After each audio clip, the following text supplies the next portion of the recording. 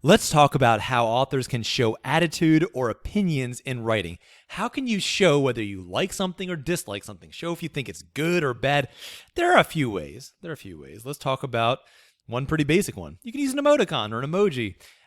In the first sentence, I saw an ostrich with a smiley face, suggests that the author likes seeing ostriches. I saw an ostrich with a vomit face. The words are all the same, but the emoji suggests that the author doesn't much care for ostriches. Let's take a look at this next one. You can have words that show the opinion of the author. The beautiful, majestic ostrich strode into the sunlight. That author clearly likes ostriches, describes the ostrich as beautiful and majestic. Next one, the disgusting, ugly ostrich stumbled into the sunlight. Here, the opinion words let you know that the author does not like ostriches. Now, here's the thing.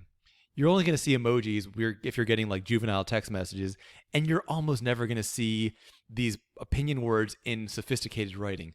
Instead, in sophisticated writing, which is all of your SAT or GRE, GMAT, LSAT writing, instead of it having opinion words like beautiful or good or bad or disgusting or ugly, authors are going to convey their opinions through facts. Let's take a look. The man killed 2 million children.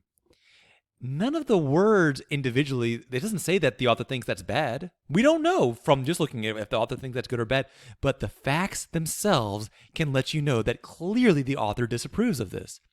Killing 2 million children is a bad thing to do.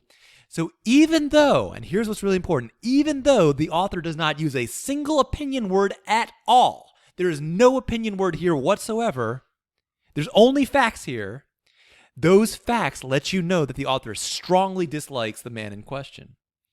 Let's look at the next one. The man developed a cure for a genetic disease. Again, we don't see any opinion words. We certainly don't see any emojis.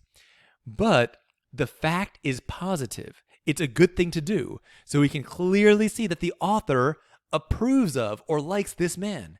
The author thinks this is a good man that developed the cure, and the other one who killed the 2 million children is a bad man, even though he does not use opinion words.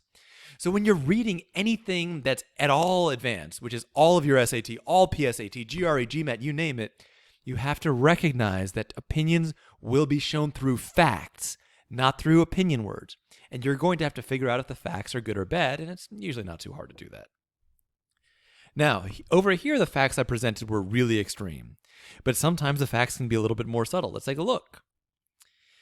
Fred spent most of his income on alcohol and cocaine.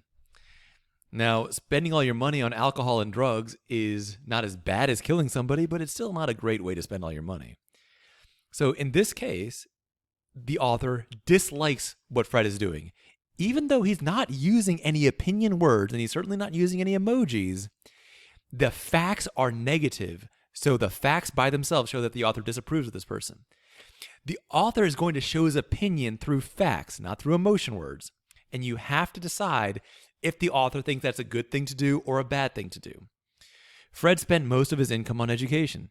Now, because most people think education is a good thing, in this case, the author is approving of Fred. He's saying, yeah, this is a good thing to do. He's responsible. He's trying to invest in himself, all that kind of stuff. Compared to the other Fred, who spent all his income on alcohol and cocaine, the second Fred, who spends his money on education, is the better version of Fred. That's the good Fred. The other Fred is the bad Fred. Now, again, there are no opinion words here, and there's no smiley faces. There's just information, but you have to recognize that the information can be good or the information can be bad and portray the person or thing or whatever in a positive light or in a negative light. All right, final one, even more subtle. We can get even more subtle.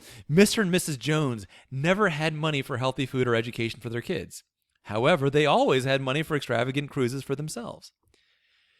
Now, again, there is not really any emotion words going on here. I mean, I guess healthy is kind of a positive word, but by and large, it's not saying that Mr. and Mrs. Jones are good or bad. But the facts tell you that the author does not approve of Mr. and Mrs. Jones because these people are spending all their money on expensive cruises, which is basically frou-frou nonsense, but they're not spending any money to feed or educate their kids.